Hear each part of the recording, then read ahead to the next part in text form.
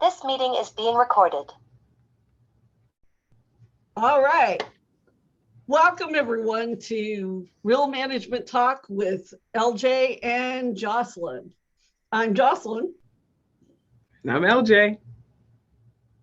And we want to welcome you to our live broadcast of us recording our next podcast episode. Woo! Now, what's really fun is we just do this as a regular conversation. You get us raw, you get us unedited.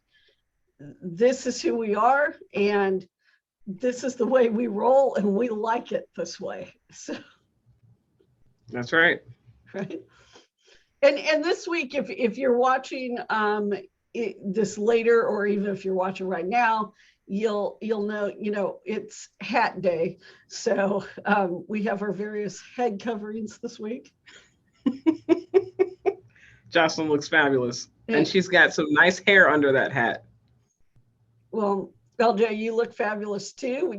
We both have some fabulous looking earrings on as well. So, right. So here we go. So LJ, I've got quite the topic this week. Okay, it's been bothering me for a few weeks. Okay, what is it? What's going on? Boards of directors and executive directors who literally don't know what each other are doing. Now, there's one instance that I think I briefly shared with you a couple of weeks ago, because it was just so like, I went like, are you kidding me?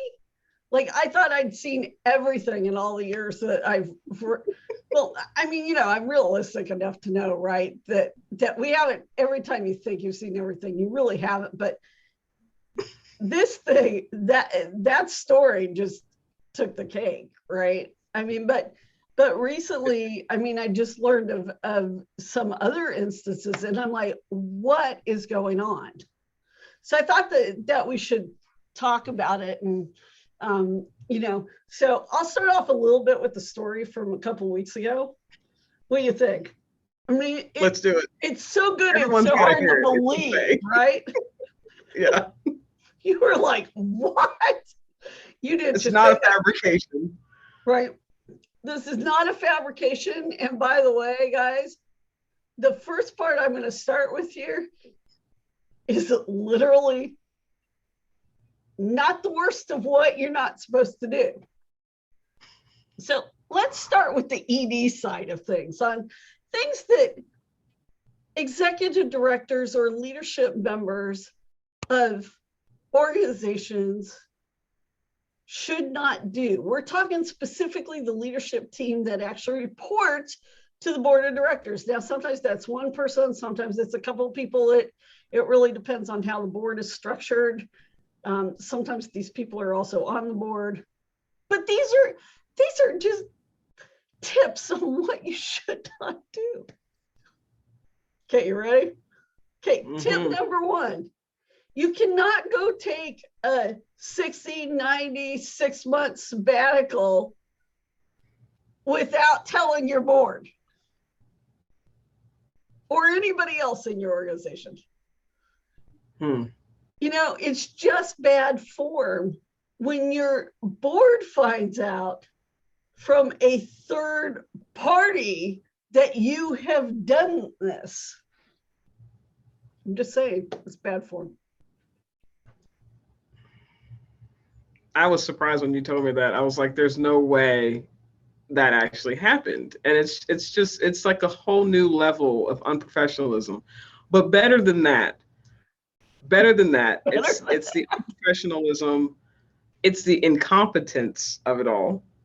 You cannot say that you're a competent executive director and do something like that. And then there's the just outright disregard for your obligation to that organization and to the board of directors. I mean, you have like a fiduciary obligation to the organization in that capacity. And for you to do that, it threatens the entire existence of that organization. don't even think about growth and sustainability. We're talking about maintenance, maintaining, when you said that, I was blown away. I was like, there's absolutely no way that this executive director would be so derelict in their duties. And they just got started, like they just got appointed to that role. And that's the way that you want to introduce yourself in that capacity to that organization. I could never. But you know what? That's not even the worst of that story. The worst of that story is that the board itself did not know and found out from a third party. And that piece isn't even the worst of the story. It is. It really is. That is the worst. Yeah, it is. Yeah, but actually that it does, but there's more. The more is the board found out and they didn't care. Oh.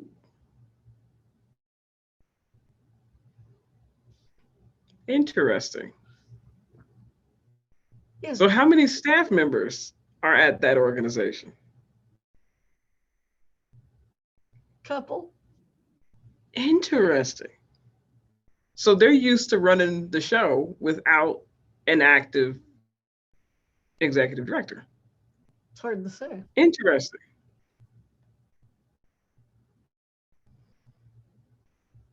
Yes, but see, as a board, item number 2 here, you need to care if the leadership people you've put in place disappear on you for long periods of time, or have something major happen and you are never informed.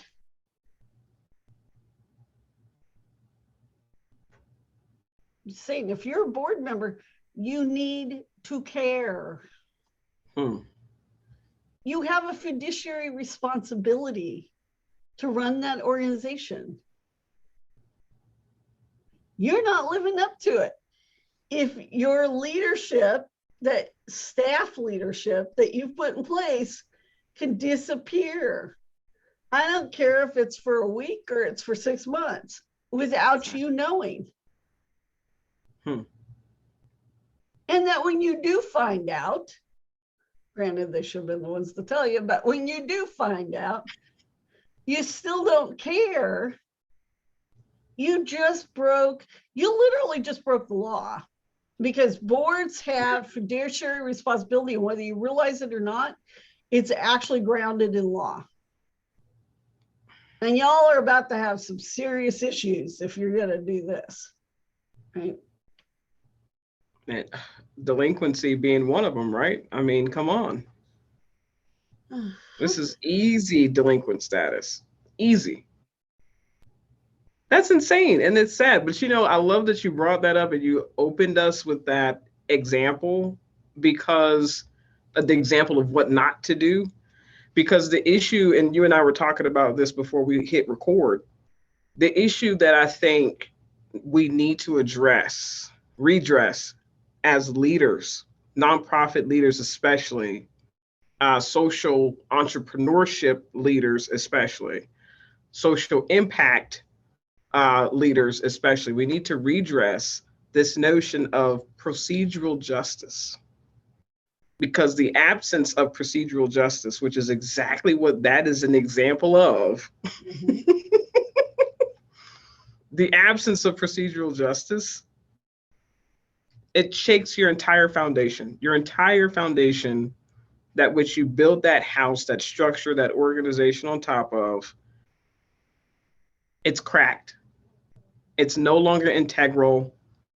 The structure needs to be fixed. It needs to be repaired.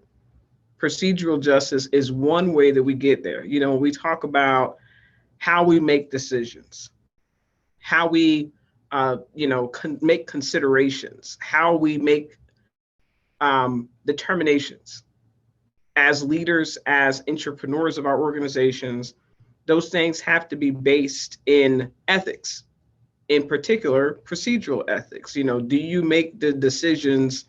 Do you bend the rules for some people, and then other people, they get to slide because of who they are? We have to make sure that there is fairness. We have to make sure that there is a very clear intent for um, rule making and rule instituting and following those rules. We always want to talk about breaking them, and in reality, most all of us have to at some point when we're working at any place. But the reality of the fact is that it's about consistency. It's about your day to day. If you find yourself having to break the same rule every single day, then that rule needs to be altered. It needs to be amended. That's an organizational piece for us to update, for us to look at, for us to change. But if you're breaking different rules on occasion in order to, get something accomplished, that's a different type of issue there. Also under that same umbrella of procedural justice. We want to make sure ultimately that we're treating our people and treating information. People don't realize you got two majorly important things when you're working for these organizations, when you're serving these organizations. You got two things to be mindful of at all times. Human capital is your greatest asset. That's always going to be number one. But number two is always going to be information. It's always going to be information. So when you think about procedural justice, just like in this example, we've got to be thinking, like you said, Jocelyn, we're breaking some pretty serious rules on a legislative side of the house, on a legal side of the house, as well as hopefully an organizational side of the house. From a human capital standpoint, also from an information standpoint. Yeah. Big time on both of those sides. And that again threatens the entire existence of that organization. You cannot have these sort of flagrant violations take place and be unaddressed. You have to address them. Board of directors, it's our job to lead, to oversee, to manage, to ensure compliance and quality. That is our job for the organizations that we serve on the board of directors of. And you and I have talked about this in previous episodes. The issue that we have time and time again is we keep getting these folks that serve on these boards, and they're there because they want another comma or they want to add something else to the resume. They're not actually performing their duties as directors of a board for that particular nonprofit. And when you look at corporate boards, you look at nonprofit boards, it's the thing that's keeping us behind.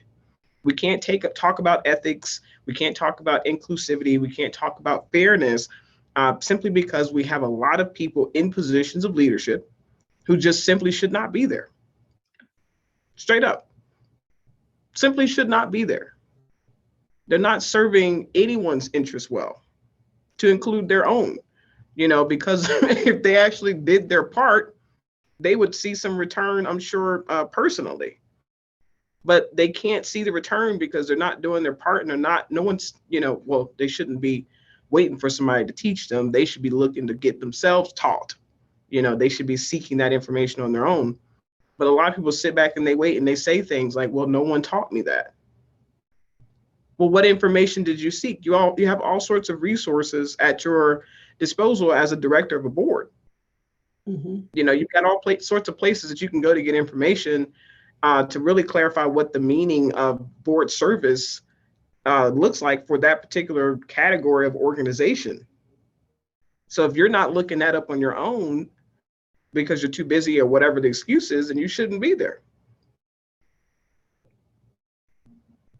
Because what else can you possibly be doing well? I tell people all the time, one of the biggest things about serving on the board is ensuring that there is business intelligence that is helping you to make the right decision at the time that you're receiving that particular information, because you never have all the information that you need. You never do, right? But the whole point is that you have staff, you have the ED, and you have their staff members there to support them in their vision.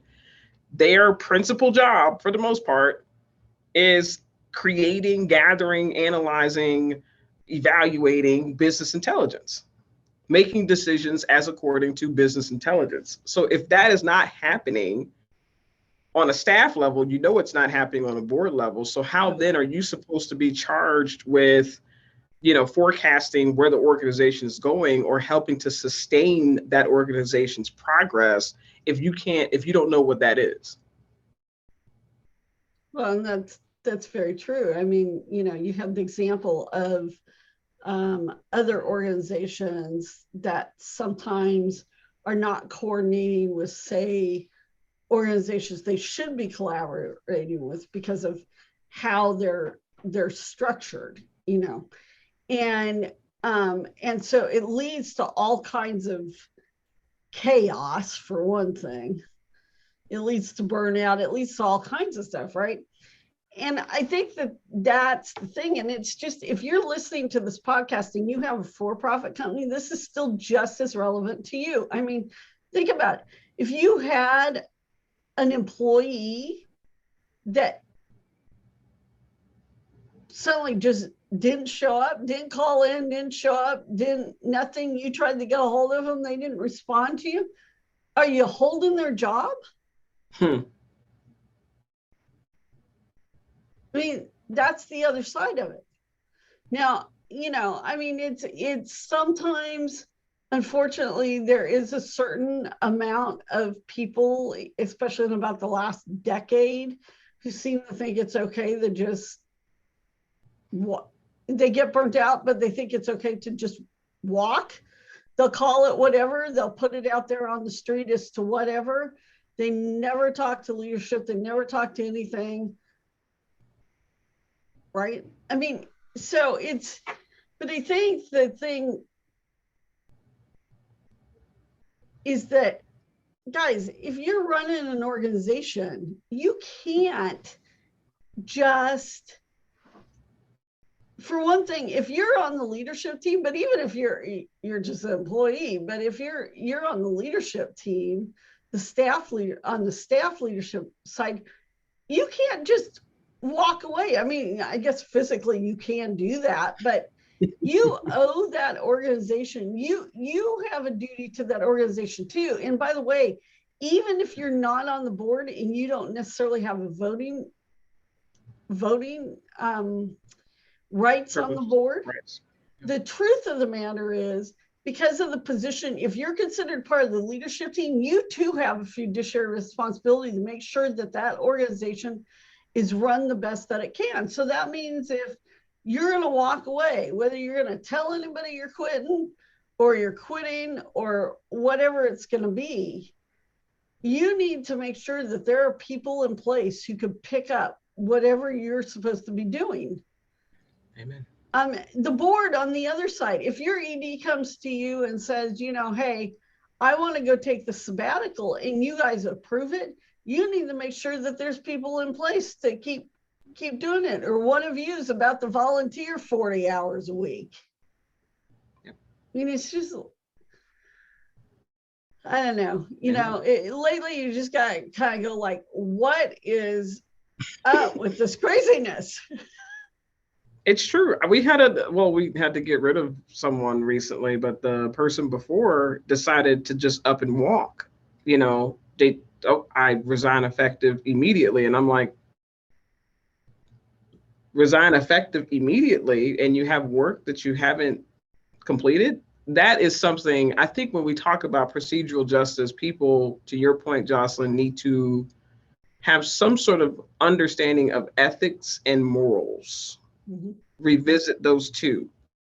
Because for me, when I work, and you already know, Jocelyn can tell people better than most, when I work with someone or if I work for someone, there's just certain things I cannot do. And it's not necessarily for them, it's for me. Mm-hmm. Is that just? That's a question that I always ask. Is that just?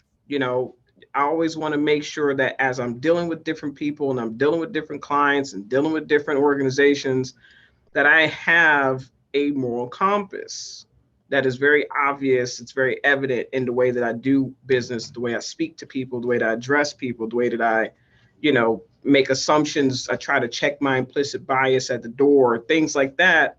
That is driven internally from me. Right. So when I'm going into a place and I'm working somewhere, it's just like me working at the university as a lecturer. If I just decide, hey, I'm not going to teach this course as we planned, because I'm on the schedule every semester, spring, summer, fall. I'm on the semester for 2 universities. That's like if I make a decision, you know what, I'm having a really bad year, I just need some time to myself, this ain't going to work out. And I don't tell anyone. I don't tell the program chair. I don't tell my colleagues. What's going to end up happening to my colleagues and to the students that I was supposed to be taking care of? Mm-hmm. It's just certain things I feel like people don't take the time to really consider the ramifications of their particular actions. We have this selfishness. I hear people, they're so selfish about, oh, well, this isn't serving me, so I think I'm ready to move on. I'm chasing the bag and all this other stuff. But what you're not understanding is that the people that are living the life that you want to live are the people who live a life of peace. They may not be the richest person on the planet, but there's nothing more important to me than peace. Mm-hmm. Peace is it. Peace is what drives pretty much everything that I do. So if I cannot get peace from what it is that I got going on, I don't care how much you pay me, I can't do it. I value my peace more than everything. That's why I was saying people have to go back to thinking about their own personal ethics and personal morals. So that way we can come, whatever that is, that then is what guides, the decisions that you make when you come out into the world. Because the way that it is right now, folks are just very self-centered and selfish. And what it does is it hurts so many people, unnecessarily, unintentionally sometimes too. That short-sightedness, we talk about it all the time, that myopia, that myopic way of making decisions and doing throughout life, that actually ends up tearing the fabric of whole communities. Because once people see you do it, they think that they can do it too. And then once you see that replicated across wide spectrums, now you're having real issues. I don't understand how people don't piece it together, right? Well, people want mentors, but who's going to mentor you if they don't think, if their implicit bias is making them feel like you have nothing to offer them? Who wants to be a mentor? Who wants to volunteer time, energy, and effort, and volunteer their resources and their network to try to put you on, when you wouldn't even do it for somebody else that's from your own community? I don't get the thinking. The same thing for people can't find mentors. Well, duh. Look at how selfish and self-centered we are now. Everybody's chasing the bag. Who wants to mentor when all you got to do is chase the bag? Everybody's trying to go to that same multimillionaire. Everybody's trying to be the friend of the billionaire, right? Because everybody wants to be there one day. So what's the point of reaching back? I reach back once I get where I'm at. People are not understanding that.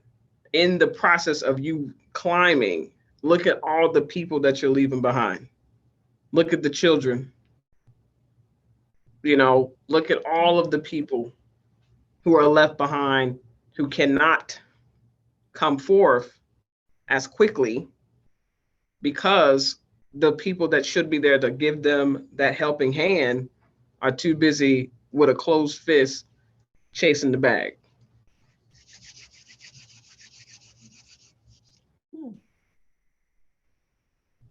I'm just saying, you keep seeing it, and I'm just absorbing what you said and letting it process. No, well, you're very right. There are certain people that sometimes do get left behind because the people who should be helping them are not helping. But at the same token, there are people who get left behind also because they are not willing Yep. to do what they need to do. Case in point, I was having a conversation earlier today, and we were talking about the difference between, like, especially, okay, so we all know, like, if you look at Robert Kiyosaki, right, and his whole thing, he starts with employee, and then you go to kind of progress to business owner, and then entrepreneur, and then investor. I mean, that's the way he does it. But I was saying that, I think this is where people miss things, even with companies and everything, which is, okay, most of us, not all of us, but most of us are an employee at some point in our lives. Mm-hmm. Okay. There are some people who not directly their employees. I mean, there's an argument, like if your kids work for you, like my son works for me. So there can be an argument that he's an employee, but he's not an employee, right? Because we're modeling, we're speeding his path to entrepreneurship up faster. Exactly.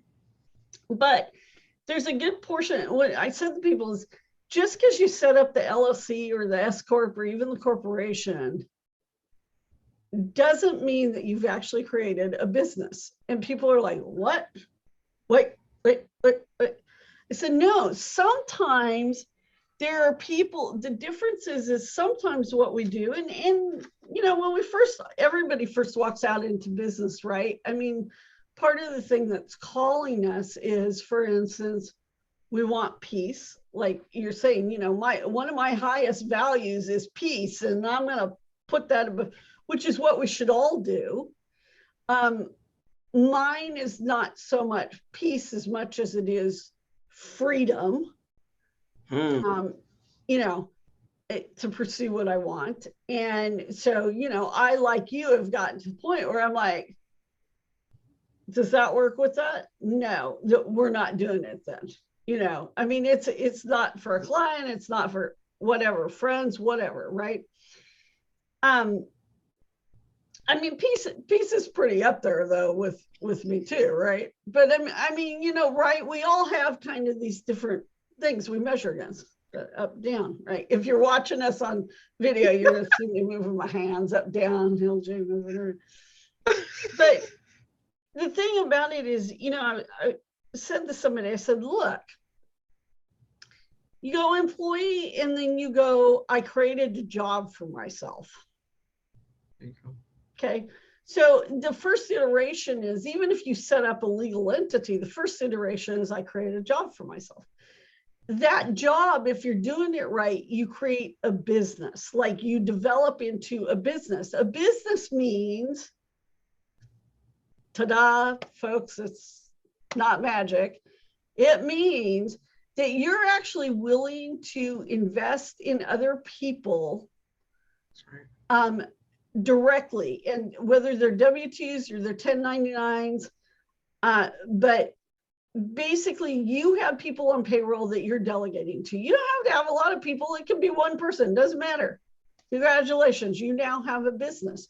You do not have a business if you've created a really nice, and you know what, I'm going to clarify this. There is nothing wrong. There's literally nothing wrong if all you want is a very nice freelance gig that lets you live into your higher purpose, or the purpose. It kind of drives me crazy when people say higher purpose anymore. The purpose that you were put here for. We all have a higher purpose. Newsflash. The purpose that you were put here for, and that you just kind of want to be solo, and occasionally maybe you contract or you collaborate with somebody. And to be perfectly honest, I think there's nothing wrong with that. Hey, if you're getting out of it the life that you want, but don't say that you're in business, because you're really not in business. You're just a freelance 1099. You've created a job for yourself. Congratulations. On the other hand, the business is where you start adding people. Okay. But a lot of businesses never become companies. And guys, there is a mental shift that way. There is an actual systems and processes and stuff that hopefully you've been putting them in place here in the business. But now you're really shoring this up because you're becoming the company. you can become the entrepreneur along that. You can be a business owner and be an entrepreneur. So a lot of that has to do with mindset shifts. But actually going from business to company that's really the thing. So what do you want to be if you're in business? What do you want to be when you grow up? The biggest difference is, like, for me, the day I realized that we were becoming a company was the day that I was standing in front of my leadership team at our first leadership retreat. Oh my gosh, we have literally progressed this far, right? So this 21-year-old company that's grown up with me, so to speak, and through every iteration, through times that I'm sure that there are investors and other people out there who would have told me to kill it and make it my starter business, and instead I just pivot, right? But we're emerging into that company. We're in that company trajectory. We're building a company. We're no longer building a business. I've done that for 20 some odd years. We're taking everything that we've learned, we're building the company. No matter where you are on that spectrum is A-okay. But I think the biggest thing that everybody misses is when they decide to go start that first business or second business or third business, whatever it is for you, and it's a nonprofit organization under any of the 29 different nonprofit designations, by the way, guys, you miss it because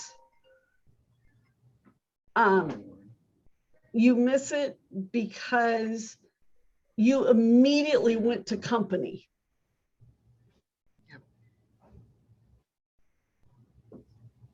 You immediately went to company.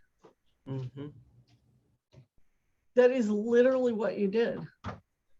Mm-hmm. And I think that that's where a lot of these problems come from, because even people who get on to the boards, they miss that fact too. And yet they can work for a company. And for some reason as all humans, they bring that knowledge, kind of even what's stuck in their subconscious, at what we call the subconscious and stuff, over, and they just assume that the stuff's happening and they don't ever ask. Yep. They don't demand. They don't demand to see. Nope. And that's the problem at the end of the day. Because they never learn.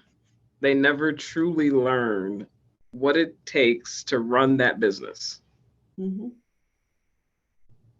Never truly learn it.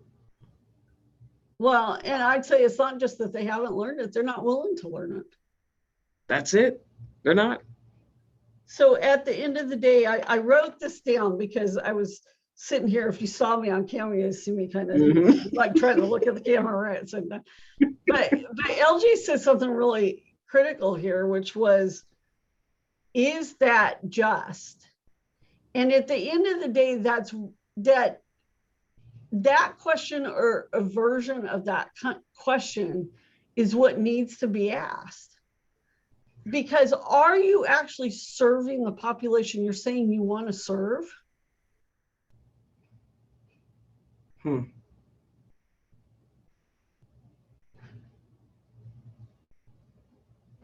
Effectively? It's true. It's true. Do you represent the population that you serve? Or are you an ally?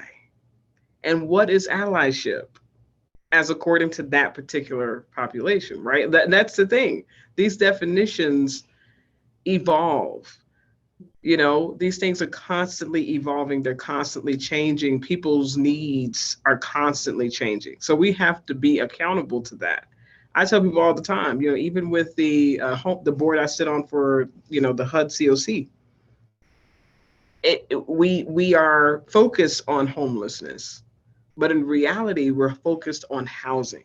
And that is not necessarily because of what, the Housing and Urban Development Department is telling us. That's because that's what the people that we serve are telling us. They're telling us we are housed right here. Some of us are housed right now, and we're about to get displaced. We're about to lose this housing because the shed that's next door to me is on the market right now for $250,000, and it's only 500 square feet. That's what they're telling us. Mm-hmm. So we have to hear them, the collective them.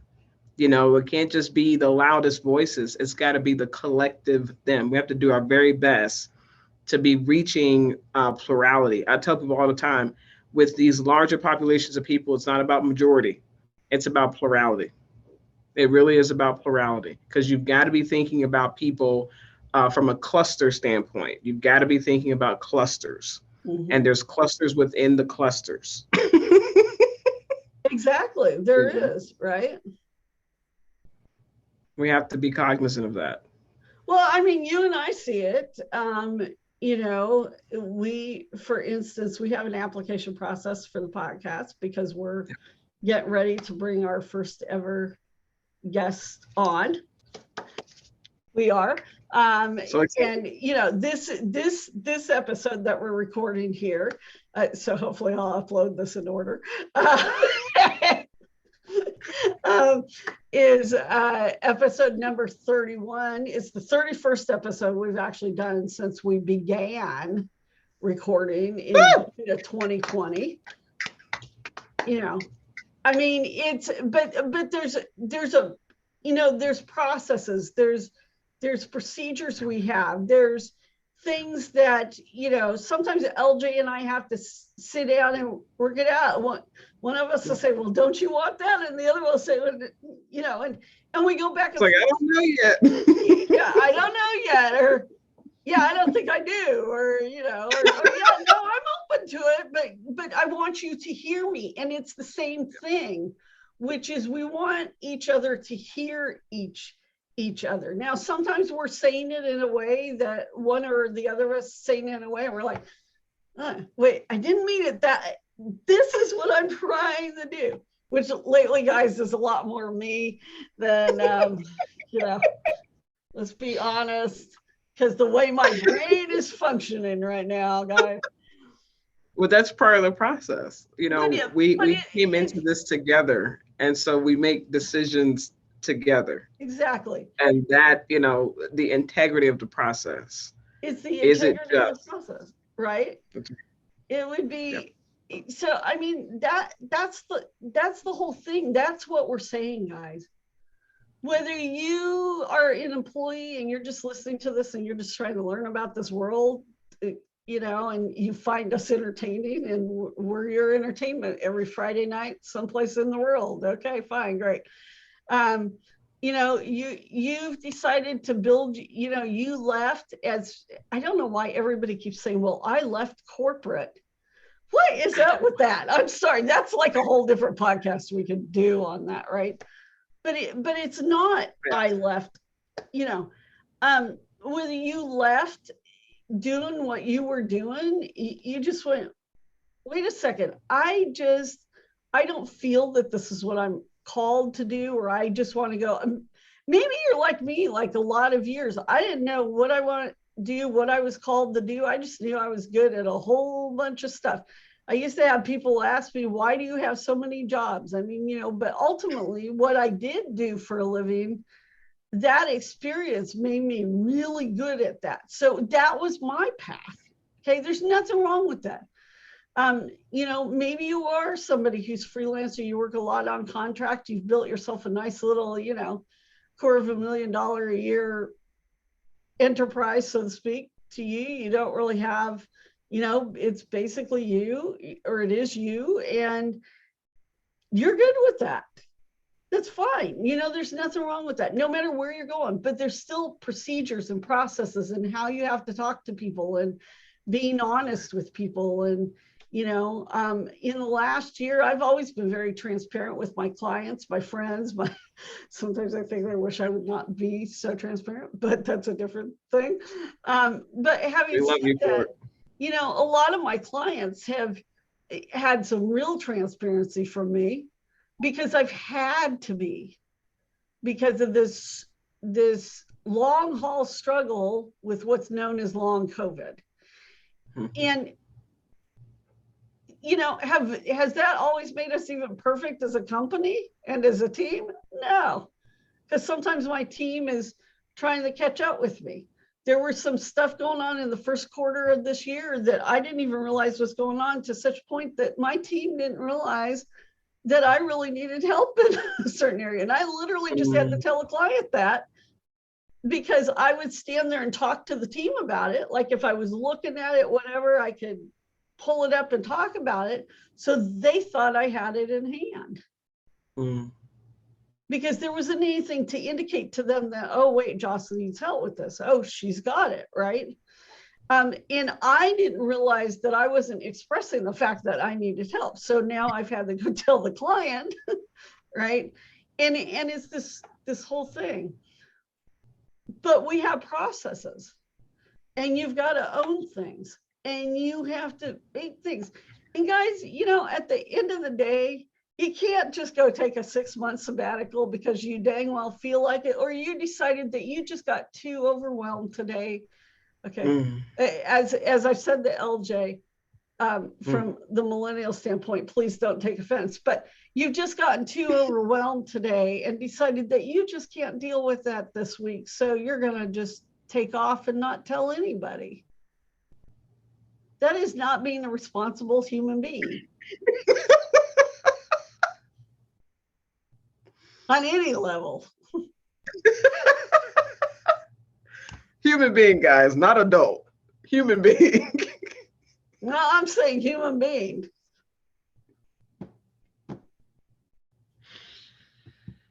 It's so bad. I can't with my generation. I cannot with my generation.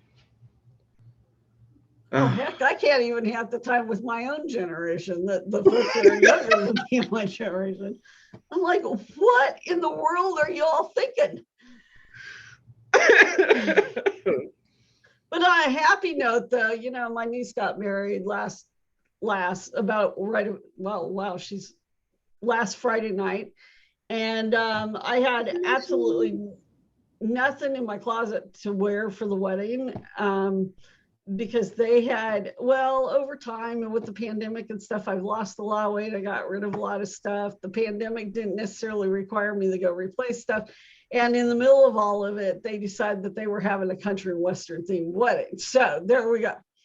So I'm looking at my closet, and I either have too dressy for weddings, you know, stuff I would normally wear in the weddings, or not dressy enough, you know. And my sister-in-law said to me, she's like, you can wear jeans. And I'm like, oh, hell no. Like, I'm Because she'll look like Brett Michaels.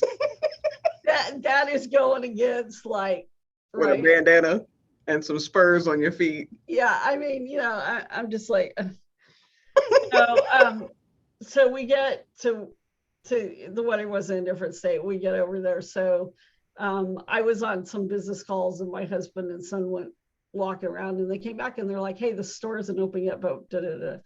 So I go into that store, and the owner's there, her name's Shannon, and she, I said to her, you know, look, this is what I'm trying to, you know, your store seems to have kind of what I'm sort of thinking.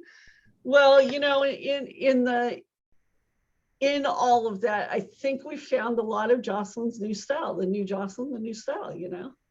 So the blue hair was the interim phase. And so the hat is part of that. And I'm like, wow. And, you know, I can't tell you how excited I was when I put on what I wore to the wedding. I think you've seen the picture.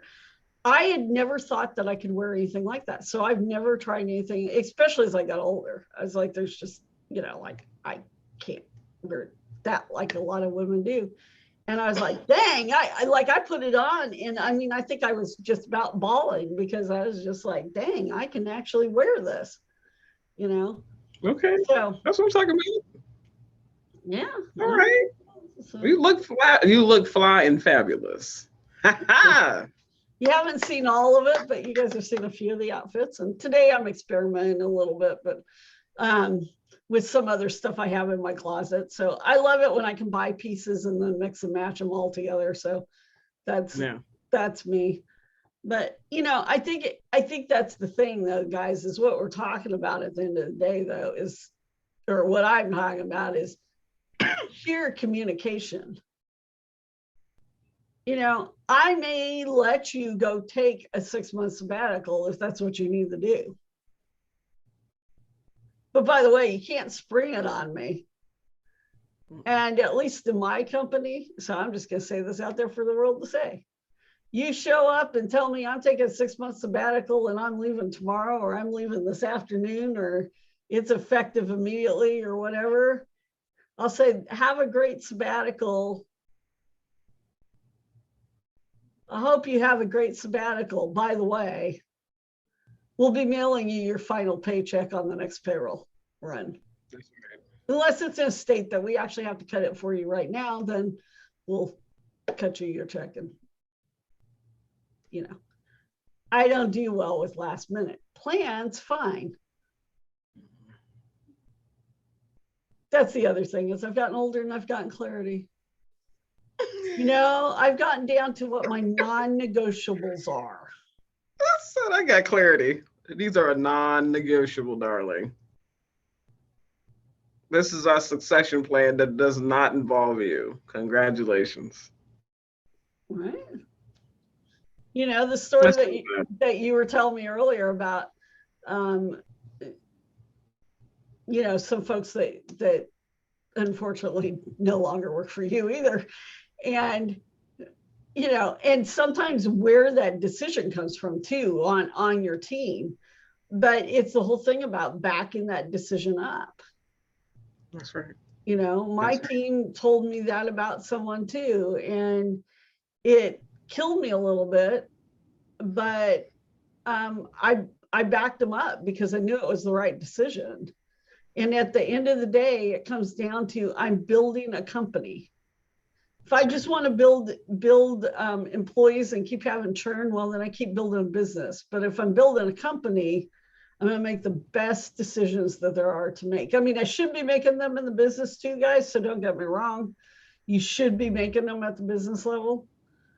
But if your vision of where you want things to be is bigger than you and bigger, you don't get there by yourself. And if your vision of your nonprofit is truly impacting your community, you don't let this, crap go on. Okay, I didn't say the other word this time. So. Nice save.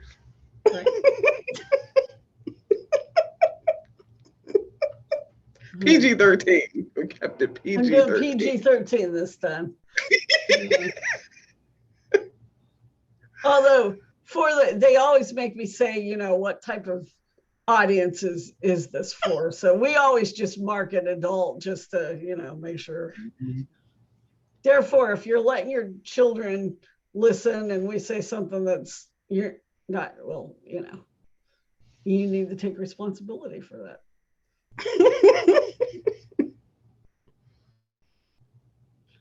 Terrible. Yeah, I'm on a roll today.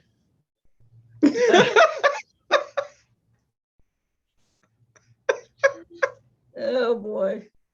The next time you see us, we'll have a guest, hopefully. Hopefully we will next time you see us. That is our hope. Right? Oh my goodness. Okay, guys. Well, thank you so much out there in Facebook land. This week, you'll hear our sponsors at the end of this episode because we totally forgot to take the sponsor break. So, but hey, we on the podcast. So how should I put this? We can handle this any way we want. That's right. Right.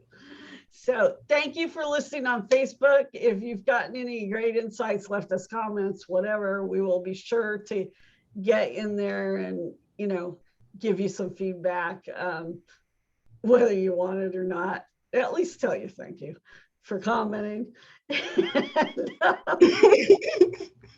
Some unsolicited advice might get posted, just saying. LJ's probably not going to let me broadcast anymore. I'm just probably going to facilitate.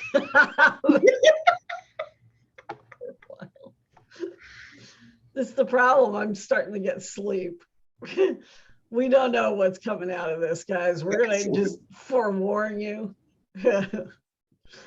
But at any rate, thank you everybody so much. If you're listening to us live on Facebook, we greatly appreciate you. We appreciate you giving your time and attention while we have our talk on this week's topic. And so thank you all. Bye. Peace.